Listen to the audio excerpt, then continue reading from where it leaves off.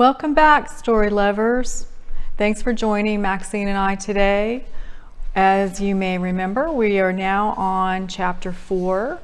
And just to do a brief recap, we have Maxine, who is now at the Old Horse Theater, and she's met a young boy about her own age named Rico. And there was a little bit of tension in the beginning when they met because he thought that she was the owner of the horse and mistreating him. But once they established that that wasn't the case, they are trying to come up with a plan to see if there's something that they can do to find the owner or in some way help the horse. But they were interrupted by Rosa, which is Rico's twin sister, and she came to find him because apparently he's supposed to be in rehearsal in the theater.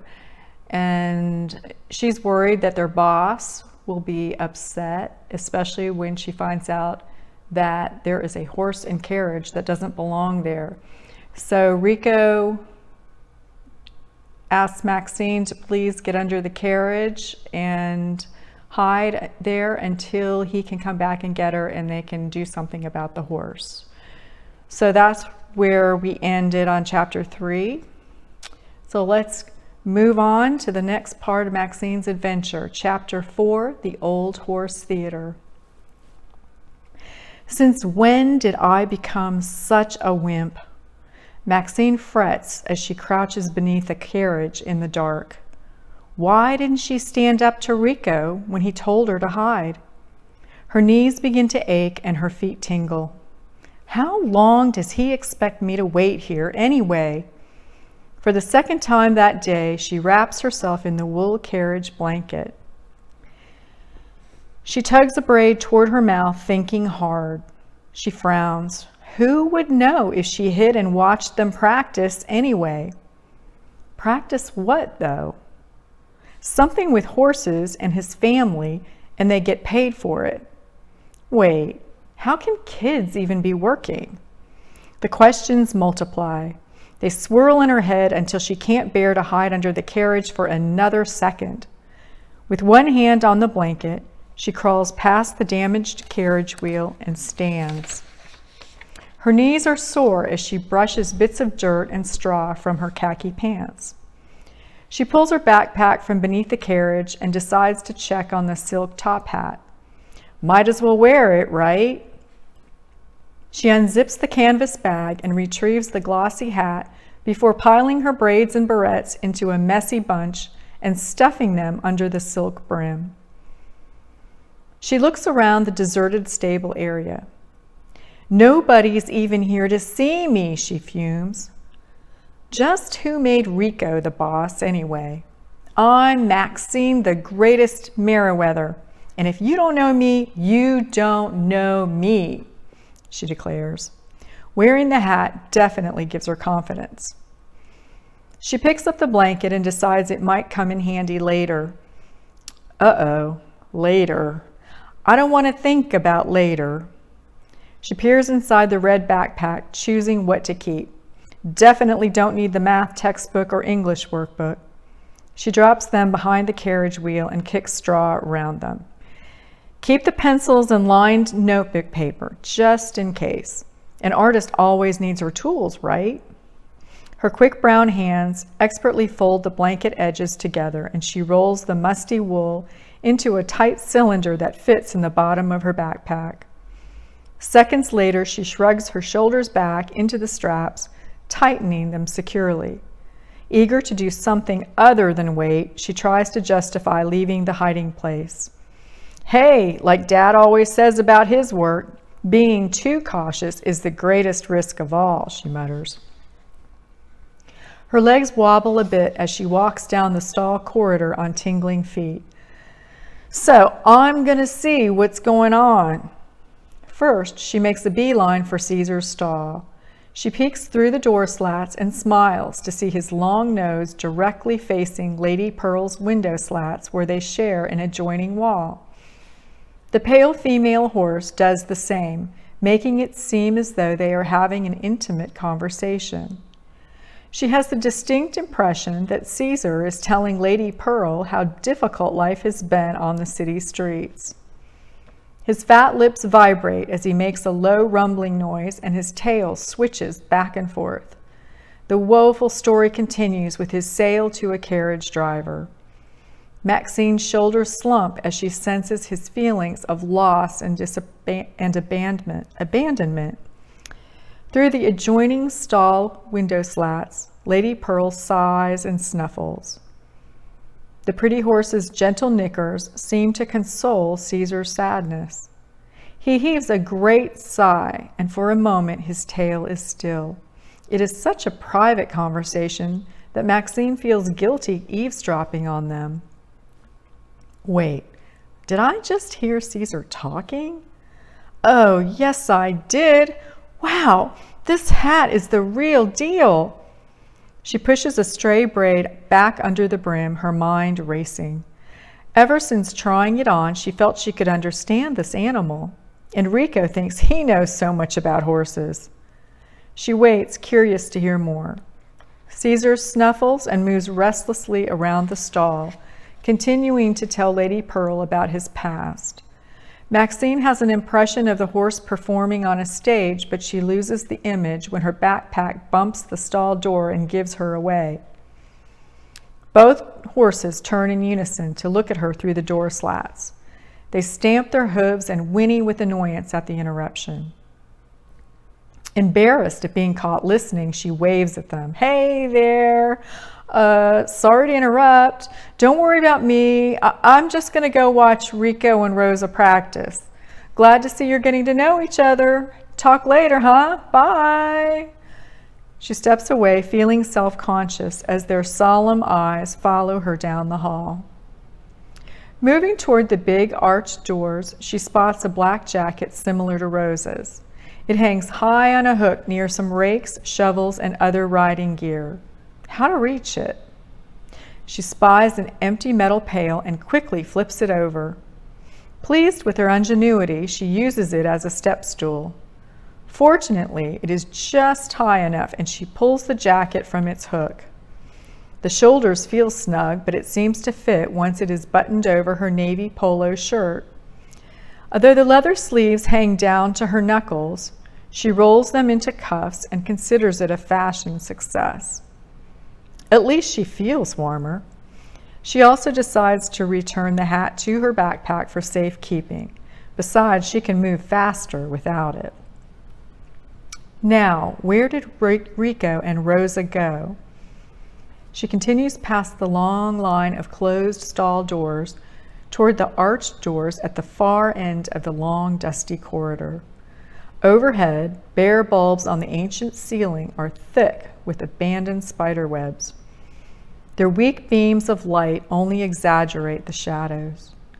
The stable area smells of hay, horse manure, and oiled leather. There is something reassuring about such natural scents and the sound of contented horses in their stalls. A soft whinny distracts her. She pauses to peek through the slats of the nearest closed stall door. A sturdy chestnut horse with a coffee-colored mane and milk-tinged ears playfully nudges his velvet nose against the slat.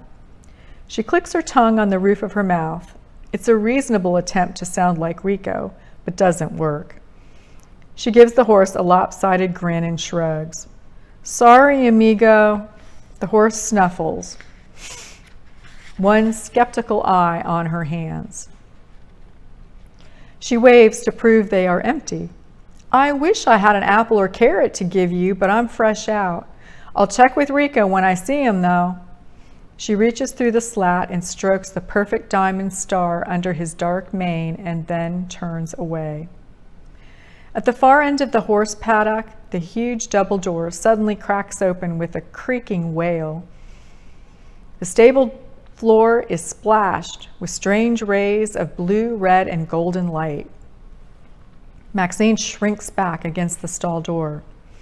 I'll get El Capitan while you go over it again with Rosa, a gruff male voice announces.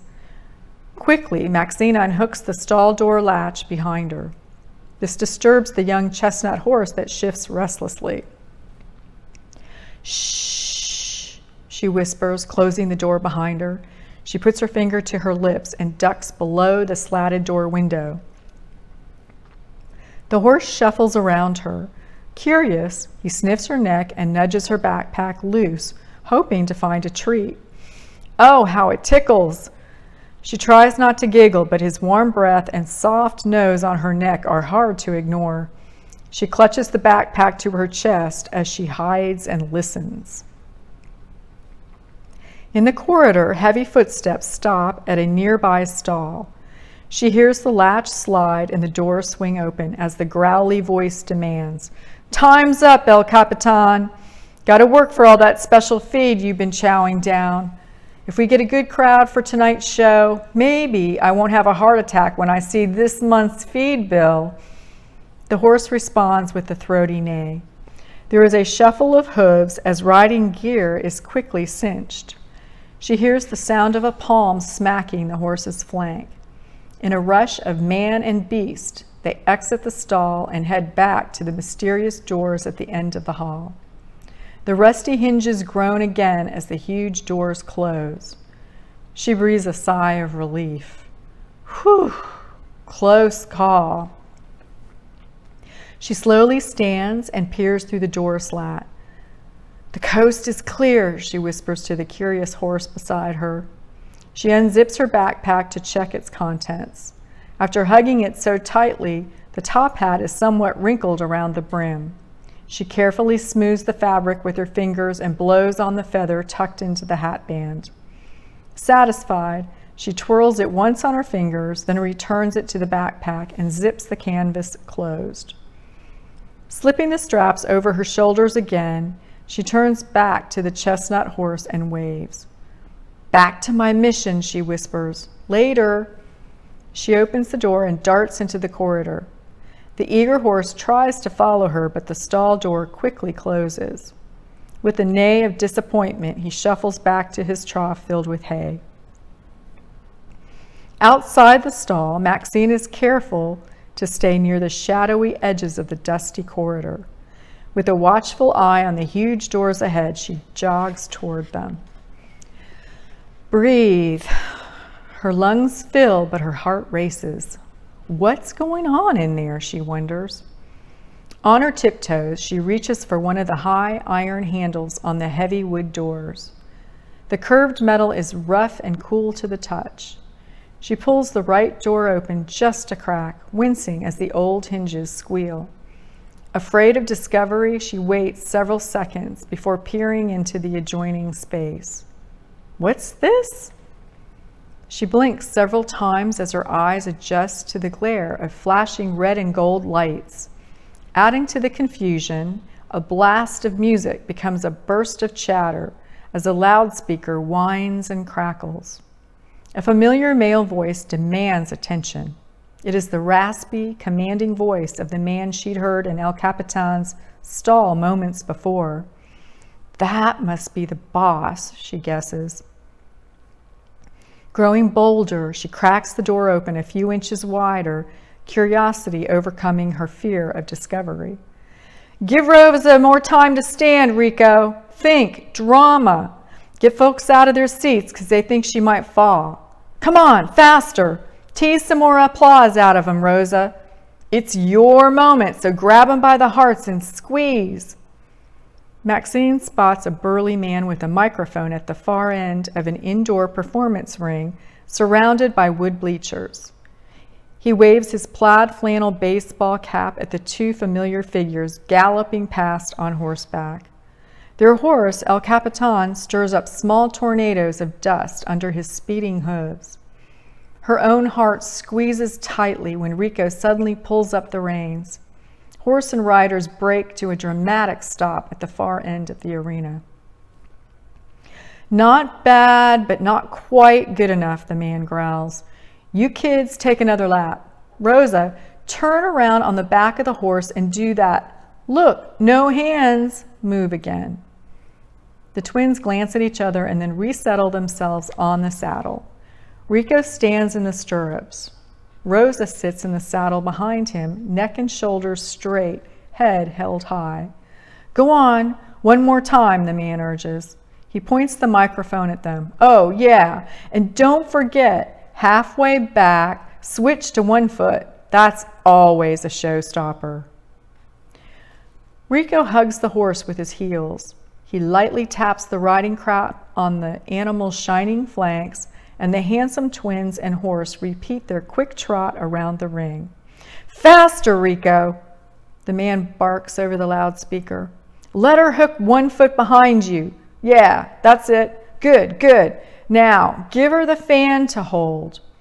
Amazed by their skill, Maxzyne's mouth drops open. Rosa stands upright, balancing on horseback with outstretched arms. El Capitan's hooves match the fast tempo of the music as Rico retrieves a golden fan from inside his leather jacket. The swirling colored spotlights make its rhinestone trim sparkle. With a dramatic sweep of his arm, he offers it to her. Rosa smiles broadly and flips it open. Her shiny black hair streams behind her as she waves the gilt fan high above her head before daring to stand backward on the speeding horse's back. That's it! Excited, the husky man punches the air with his fist. Now, smile like you mean it, Lady Rose. The young horsewoman flashes a dazzling smile as she turns gracefully in the saddle again. Keep turning and you'll knock him dead. That's one heck of a heart attack move on horseback. He points behind the ring railing. Everyone else, be ready to partner up for the Spanish dance grand finale once they're done. There is a smattering of applause and piercing whistles. Maxzyne glimpses a small crowd of waiting riders watching from the arena sidelines. Many are sitting on horses of their own. She decides it's best to stay out of sight. If she stays near the stable door of the Old Horse Theater, she should be safe. It's hard to hide, though, when she can barely take her eyes off Rosa. The graceful young performer is standing tall on a huge trotting horse. Somehow able to defy physics and gravity, Rosa raises one leg behind her, arms outstretched and back arched. Amazingly, just 1 foot is balancing her on the horse. The golden fan flashes above her head. Wow! And I thought yoga was hard, standing on a mat with both feet on the floor. Maxzyne's heart skips a beat. She's amazed by the girl's poise and balance, despite the danger. Content to let his sister shine, Rico urges the horse on with delicate flicks of the riding crop. Adding to the excitement, tiny floodlights blink and twinkle in time to the music. The scene turns magical when hidden spouts under the ring release a fine mist that rises around the performers. Clouds of shimmering lavender and gold slowly rise around the horse as the rehearsal continues. Without an audience in the bleachers, the classical music echoes in the empty arena. Maxzyne holds fast to the railing each time the ground trembles, fearing the worst as the galloping horse and riders pass her hiding place. So, Rico really does know horses, she marvels, and Rosa is awesome. She tries to imagine how it must feel to be them, two fearless performers practicing their complicated routine. As if reading her mind, Rico raises his hand and expertly flips his sister into the saddle. Rosa sits behind him and waves to imaginary spectators in the empty arena. The music slows, colorful lights fade to white, and the mist slowly clears. Now Rico gives a new command. The majestic horse stops in the center of the ring and bows low to the ground on his knees. The twins hold hands and raise them together before gracefully leaping from the saddle to stand beside him. There is a hushed silence as the arena lights dim to black. Maxzyne blinks, straining to see through the inky darkness. She waits, grateful, when a solitary spotlight illuminates the horse and its young riders. They flash dazzling smiles at the empty seats and bow in unison. Rising together, they turn to clap for the proud, kneeling horse. The spotlight fades as the harsh overhead lights of the arena brighten the ring. That's good, kids. Real nice. The gruff voice purrs through the loudspeaker. Play it like that tonight? Create some buzz on opening night, and this show's going to be standing room only all season. The loudspeaker crackles and thumps when the microphone is accidentally dropped. There is a painful screech followed by the sound of shuffling papers. From the far side of the ring, the man in charge waves a handful of glossy flyers. Maxzyne watches him motion Rosa over to get them. Retrieving the microphone from the ground, his raspy voice again bellows over the loudspeaker. Yeah, you kids, I got another 200 mini posters for the show here. Put them up around town this afternoon. Make sure you stick them where the tourists go since they're all here for the big holiday parade weekend. Got to get butts in these seats tonight if anybody thinks they're getting a paycheck later. Got that? See, Mr. Stryker, we will go to Michigan Avenue. Rico grabs a stack of flyers from Rosa. He slides them inside his leather jacket for safekeeping. His twin appears to say something to him, but Rico only shrugs and turns back to El Capitan. Annoyed, Rosa stalks off. She sweeps her long dark hair over one shoulder and accepts a bottle of water from a crew member. Maxzyne watches Rico tap El Capitan on one knee. The horse makes a graceful bow again. With a nod, Rico signals the horse to rise and rewards him with a pat on his muscular chest. From his pants pocket, he discreetly slips him a few carrot bits as a reward. He really seems to care about horses, just like Caesar. I bet that's what Rosa was asking him. The loudspeaker shrieks again, startling everyone. From the far end of the arena, Mr. Stryker waves. Okay, schedule change. Next up, Dance of the Clowns. Luis, I want you to... His gravelly voice is suddenly drowned out by a passing fire truck on the street outside. Despite the loud wail of the siren, 4 show riders take their positions around the ring. The men wait as the blasting horn and loud sirens pass. Once the noise fades, a merry tune is piped into the arena. On cue, the men on horseback leap from their saddles. They tumble and leap playfully from one horse to another, all in time to the music. Maxzyne is captivated until she spots Rico leading El Capitan toward the stable doors behind her.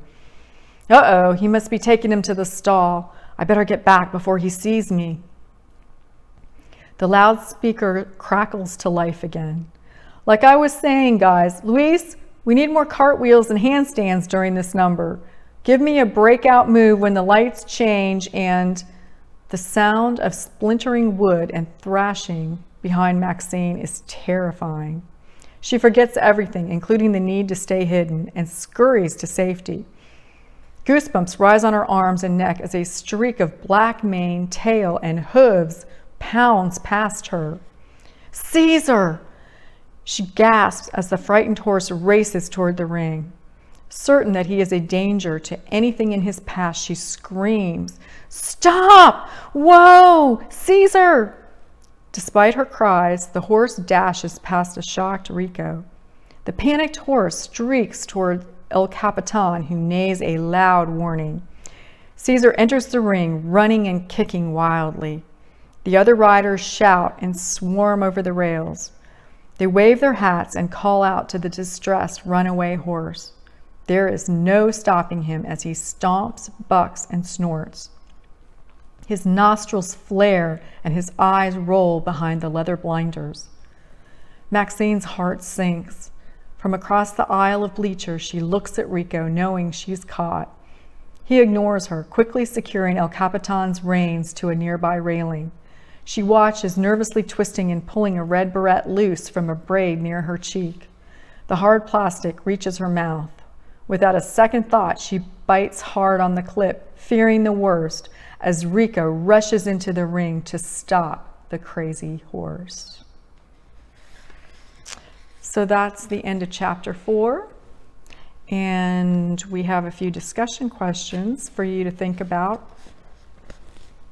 in the back of the book here. So Maxzyne wonders how Rico and Rosa can have a job even though they are children. Do you think children should be allowed to work? Under what circumstances would it be okay or not okay? Maxzyne can understand what Caesar and Lady Pearl are saying to each other when she wears the magic hat. Can you communicate with your pet? How do they communicate with you? Do you think animals can communicate with each other like Caesar and Lady Pearl? Can they have relationships or friendships with each other? What does that tell us about their nature? And Mr. Stryker gives directions to Rico and Rosa as they practice their act. How would you describe him as a boss? Is it fair for him to ask them to put up flyers to advertise the show in addition to the work they do as performers? So those are just a few questions for you to think about and talk about. I want to thank you again for joining Maxzyne and I. And please come back for chapter 5. Before we go, I just want to remind you that if you have any questions or things that you would like me to know about your thoughts about the story so far, please feel free to email me at maxzyne.com. Remember, Maxzyne spelled Xzyn. And always be sure it's with your parents' permission. So until the next chapter, keep reading and writing.